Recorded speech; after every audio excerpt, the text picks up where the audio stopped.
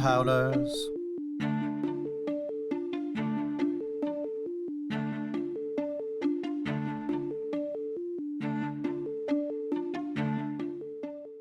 Hello, everyone. Welcome to this week's episode of Fade to Obsidian, your Red Rising podcast about spaceships, relationships, and every artist on the internet. As always, I am Crescent, joined by a skipper, Hello. and once again, the wonderful Backstitch Hearthweaver, Caroline Krunchy. Thanks for Thank having you me. for joining us. Our resident artist, as we're just calling you now. You live here now. I'll take it. That's fine. So today we have another spotlight episode for another artist that was not able to join us, but has graciously answered several of our questions so that we can properly highlight them. For today's episode, we have Deflagrated Designs, a wood-burning artist who's just recently started into the Red Rising space. That's some good shit, y'all. It's so cool.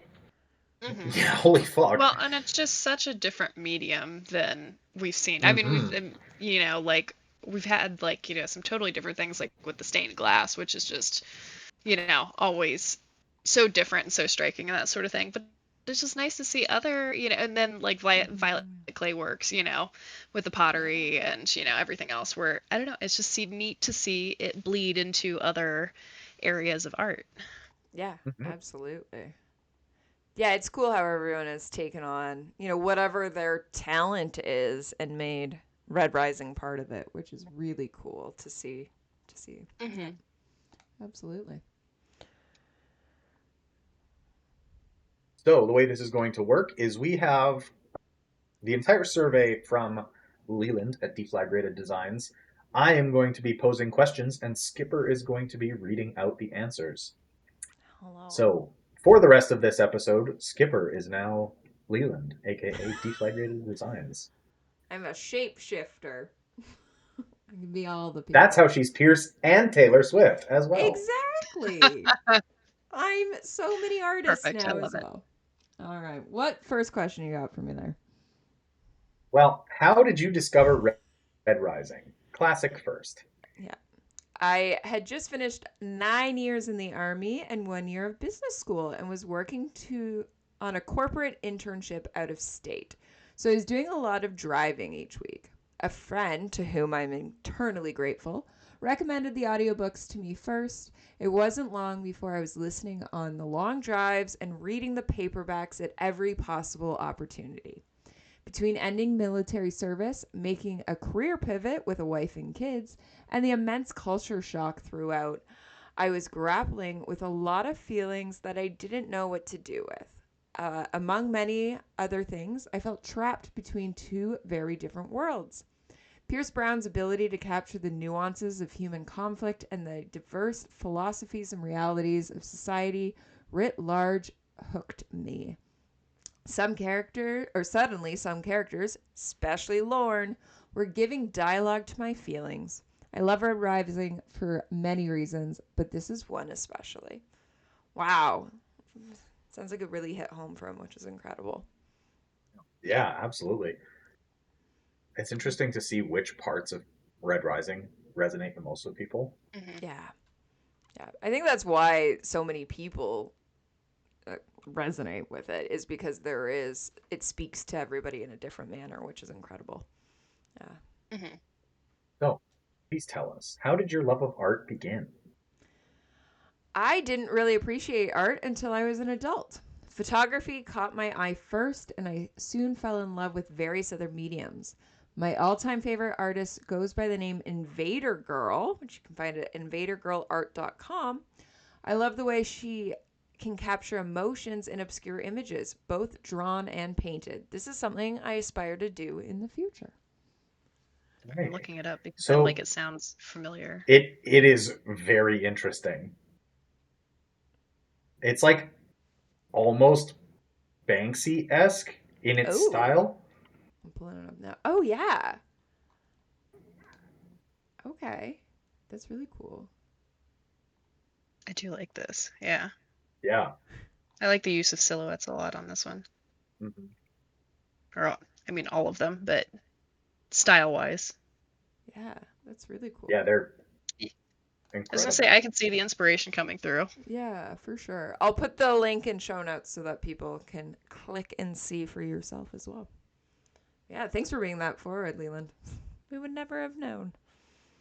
So you work with wood burning, and what is the proper name for that? How did you get into that?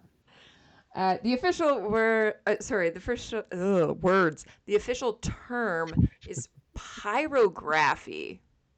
That's fun. But who wants to say that out loud?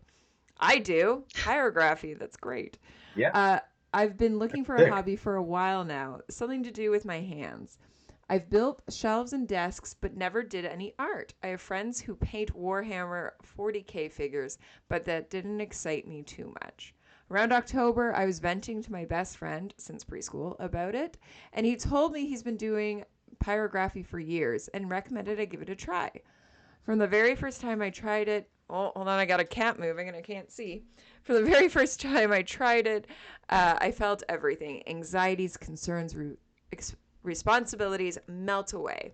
When I'm burning, all that exists is the peace. It has been so cathartic. Cat, you will get kicked out so fast. Move. Okay, it's been so cathartic to me, and I'm grateful he introduced me to it. Even better, he and I now get to share our progress and recommendations with each other. So he's only been doing this since October. That's Yeah, incredible. And he's gotten as good as he that's has, yeah. wild. Wow. That's awesome. Yeah. Yeah. Because we were commenting that I feel like December is when came on the scene, and we're like, what? Who Hmm. is this? But yeah, incredible work that he's doing there. Wow. Yeah, absolutely. So what is your process to creating? At So design phase, first I dream up my vision and then research if I have any inconsistencies with the author. Then I collect reference images, create a hideous initial sketch. Then I use software like GIMP, Word, and even AI to turn my sketch into a clean, traceable image that I'm happy with.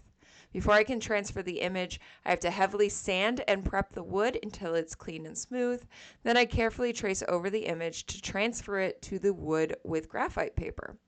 So the burn phase, once I have the image guide on the wood, I can start burning. I always begin with lines. If there is a background, I do that next so as to decrease the risk of overshadowing the subject. If there isn't a background, I do the darkest spots next, then complete the rest of the shading. Pyrography feels much like tattooing. Not that I've ever given a tattoo.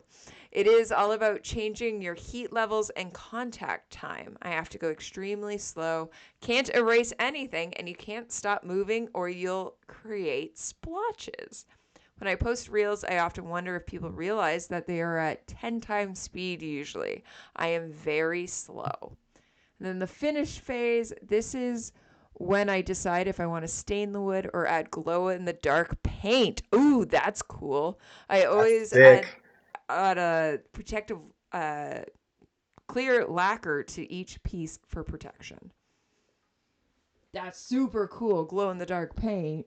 I love that. That Yeah, is absolutely. Holy shit. intense. Yeah. I didn't even think about the fact that yeah, you get one shot at this. I mean, you have multiple pieces of Yeah. wood, but you don't really want to redo it, especially if you're at the end. Like if you're gonna screw up, I was do gonna it in the say if you're first like few 8 hours strokes. in, Yeah. Yeah. once Wow. again, there's no undo button. No. Incredible. Wow. So I would. on that note, how long does Yeah. a piece take? It varies wildly. The design process can take weeks, so I don't count that time. From sanding to finish, these pieces have taken me anywhere from 12 to 28 hours. Given the little free time I have to burn, this usually translates to 1 to 2 weeks. Wow. 12 to 28 hours. I mean, that makes absolute sense with some of these ones that Yeah. he does. Yeah, Yeah. absolutely. Wow. They're so detailed. They Like, Hmm. are. Yeah. Especially looking at, like, I'm looking at the Mustang Reaper one. Like, that is incredible. all the little facets of Hmm. the armor. Yeah. Yeah.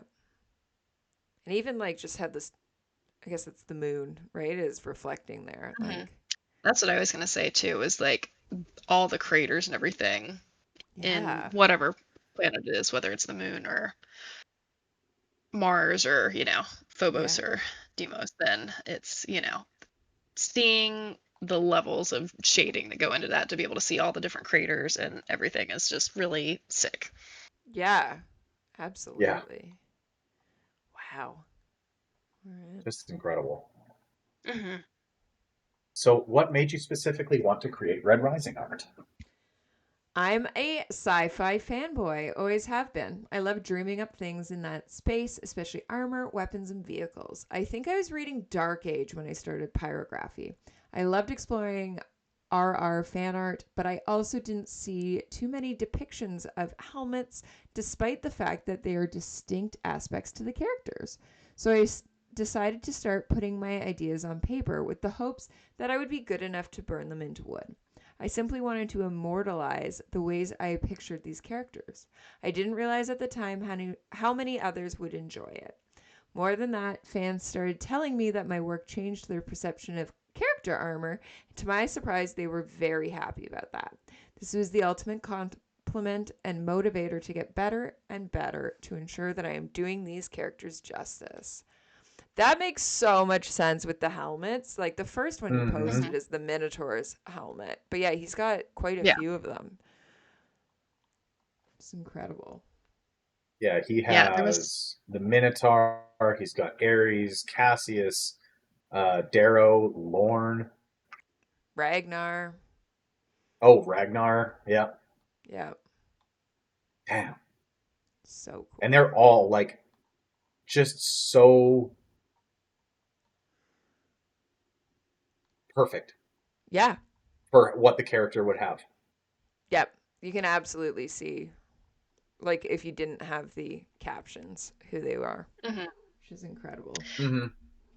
Yeah, there was one that like right it was when I had posted my Ragnar, he actually like took his helmet and put it over my Ragnar's head and I'm like, they actually kind of go together really well. I'm like, he was like, sorry, I had to. And I was like, no, I'm not sorry. I'm like, not gonna lie, they actually look so good together. That's awesome. So I was like, yeah, That's so I'm like, sick. that's pretty cool. That's very cool. I love that so much. So, what is your favorite character or scene to recreate? My all time favorite character is Lorne Arcos. So creating his helmet meant a lot to me personally. But there's also something about my experience making Cassius that has a special place in my heart. I have no idea why. That's cool. And yeah, you can see like that Lorne helmet and the death Yeah, begets I death. Like liked so cool. Oh yeah. the laurels that go Yeah. around it. It Hmm. just I don't know, there's just Ooh. something about that. I'm like, yep, makes sense. Yep. Absolutely. Yeah, that's really cool. Oh, that one is so detailed. You can tell that Lauren That is was his his favorite. favorite. Yep. Yeah. Hmm. Yeah. You put all the work and effort into Jesus. one. Yeah, absolutely. I do love with all of these artists, you can always kind of ping who's everybody's favorite character. Yeah, Mhm. absolutely. Did you read Oh, I did the not read the the next one. scene Sorry, I was. answer? It was such a gap. I thought there was another question. But yeah, so scene is I had a lot of fun creating the Iron Rain, and I want to eventually take another crack at it. The most rewarding one has definitely been my most recent commission with Reaper's Dying. Yeah, that's the one that calls out Hmm. music to me. But the Iron Rain one, to focus on that for a moment, works so well with the wood because, like, I mean, Yeah. obviously there's fire Mhm. involved and burning, and like how clean it looks in parts, and then clearly the burnt away, like really well done in like that texturing, which is super Hmm. cool. Yeah, absolutely. Yeah.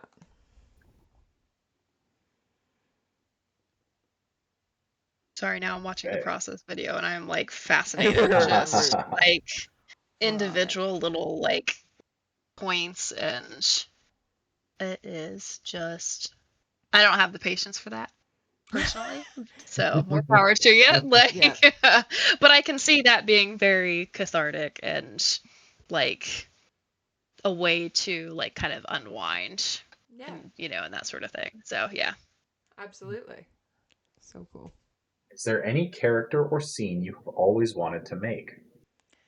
So Ephraim T. Horn is my second favorite character. Are you seeing a pattern here? So I look forward to doing him justice, but I probably won't get to him until I've tackled at least Victra, Mustang, or Sephi. Ooh, I want to see like those helmets. Those would be super Mm-hmm. cool. Hmm, Yeah.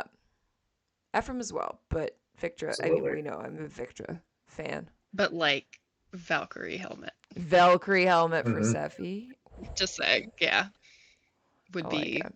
will be sick. Yeah, I look forward to that. And then scene, I would love to create the scene in which Darrow and Severo are fighting in star shells after just having launched themselves into the bridge of, is it the Pax? One of the both. He's It questioning becomes the Pax. Pax, but it is Oh, the okay. Vanguard. It's the Vanguard. That would be cool. Again, that movement that he's got in the That Iron would be Rain would sick. work really well with that launching in the star Mm-hmm. shells. Yeah, absolutely. Yeah. Hey, we touched on it a very little bit earlier, but how much research do you put into a piece for accuracy? Let's say moderate research. I do care a lot about being true to Pierce's description, but fortunately, he leaves a lot of room for individual creativity. I start with my own mental picture, and at minimum, I go back to the fandom wiki page to ensure I'm not off from Pierce's description. For example, I'd forgotten that Lauren's wolf helmet was described as laughing, so I made some adjustments to the mouth. That said, if I can't find particular info on wiki fandom, I do my best to find the descriptions in the book themselves. Haven't yet used other fan art to influence my designs, but if I know someone else focuses heavily on accuracy, I probably would. I've had people ask me why I choose particular details, and it's been fun to describe my headcanon about them. That's super cool. It's really awesome. You got questions, I Leland? was about to Feel say, free to reach out. I know a I guy got you. who's read I was gonna it. say, yeah. I always say 25 times, but I feel like you're up to 30 at this point by how many Yeah, times I've said I've 25. genuinely lost count. Yeah. Yeah. Crescent is here for all of your questions. If you don't want to put in the work to find it, he is the human I do wiki. want to put in the work. Yeah. He's the human wiki. He's doing it for everybody. We'll throw him out there. But yeah, that's Absolutely. super cool of how much detail of even Lauren's helmet. I didn't know that it's described as laughing. That's incredible. Oh. Yeah, I haven't. That's not one that rings a You bell for didn't me. pick up that. I'll Ooh. find it in my next reread. I guarantee it. Yeah, it's gonna be the one thing that stands out to you now. I love Yeah, it. in like chapter 14 of Red Rising. It's probably 18. Well, Lauren's in it, but is he wearing his Would helmet? probably I'd say it's probably Golden Sun, I'd Yeah, imagine. I don't think he's wearing his Nope. helmet when they're picking the He institute. Oh, he It is. is. He's in his helmet during the institute. Yeah, Okay. because he interesting. recognizes him by his hands. Oh, Because of course he fucking would. Yeah, yeah, of course. He's right. obsessed with hands. Interesting. All right. I just read that. Did not pick it up. I did go this time around. Go, hey, it's Lauren, and then I moved on. I was like, hey, Lauren's Nothing here. else registered. Just hey, Lauren. It's Yeah. Lauren. Moving And then I on. moved on. I'll see him later. I like it. Um, yeah. Is there a specific piece of your work that you would like us to discuss? I would love to hear about your favorites and why, which we kind of did this a little bit already. But yeah, my favorite is definitely Reaper's Dying. I Yeah, love me too. that piece. I think my favorite is actually the Lorne helmet, followed Yeah. closely by Reaper Stang. Yep. But yeah, just all of the like it's so intricately detailed. Yeah. Hmm. I just yeah. I'm so here for it. Yeah, absolutely. And he's when he's talking about how fans have told him that his work has changed their perceptions of character armor. This is basically exactly what has been in my head for their character armor. And I like, you see the armor on like the subpress editions, and I'm like, that doesn't look like a wolf head. Yeah. This Yeah. this looks It like a does. wolf head. Yep. Mm-hmm. I love it. Yeah, it's this one for me. Yep. Nice. All right. It's last question. Favorite scene from the books? When Lorne brings Oh, Darrow. Oh no! I was gonna say gonna I say didn't ask I him missed that. I missed the Yeah. sneaky one. Okay. Oh, that it is a question that we asked, but only because we asked him to ask it. Yes. I just missed that line in the email. I was like, I didn't type that in an email. Me as Skipper did not type in the email what's about to happen. What I did ask is this question, Crescent. Go for the one I did What ask. do you wish we had asked you, and consider it asked? So he's reply, I was like, what? Favorite scene from the books? So he says, when Lorne brings Darrow to his griffin with the intent of sending him on the run. The whole arc captures so much in 2 short chapters. Lorne's little dialogue about how he would have raised Darrow to be a decent man rather than a great one. Lorne's refusal to join the war. Darrow's betrayal, and then Lorne's consequences moment speak to so many things about his character, his youth, and his exposure to reality outside of the society's walls. I would love to have a conversation whether or not he's reading the Book of Lorne right now. I feel like he I would was have gonna a just lot say of. that too and be like, have you locked in yet about this? Because I feel like you're enjoying it or would enjoy it if you haven't yet. So yeah. Absolutely. But to search the Patreon membership, see if he's in there. Yeah. Be some creeps later. But yeah, absolutely. That's a great scene. I do enjoy that scene with Lorne. Lorne is a great character. Yeah. I'll give that up. Icarus. That's the Griffin, right? Is Icarus? I know these things. That is the Griffin's name, yes. Nailed it. Also, it's kind of Darrow. Yes. Also true. Great. I love it. There's a reason that's the song I picked for several of my pieces of Darrow. Nice. Any last thoughts on his? Just can't wait to see what else he does. No, I'm so excited. Yeah. And I feel like each piece gets like substantially better. Not that like, they're but it's just like you're just trying to push yourself to go to the next. Yeah. Yeah, So, the detail is definitely it's growing just, as he goes from piece to piece. Yeah. Yeah, 4 months and I you're know, at this and then level. you get that I Reaper can't stat wait to see. I can't wait to see where he goes from here. Absolutely. Yeah, for sure. Well, everyone, give him a follow on Instagram, Deflagrated _ Designs. I will have the link in the bio for you. But yeah, thank you so much, Leland, for letting us talk about you. Thanks for answering our questions. We're so glad to be able to highlight you today. Thank you, resident artist, Backstitch Hearthweaver, Caroline Krunchy, for giving us an artist point of view on this one. Crescent, I never thank you, but thank you for being here as well. Thank you so much. Thank you Contractually from all of the obligated, artists it's fine. who currently and or future ask you, hey, can you clarify or can you double confirm this for me? You are so welcome. Yeah. You're so welcome. Say, if it ever gets annoying, please just let me know and I'll stop. He loves it. It can't possibly. Okay, cool. Like, honestly, for me, it's like, how well can I remember the key words to get me right to where I need to be? That's true. Nice. Well, thank you, everybody, for listening, and we will see you next time. Bye.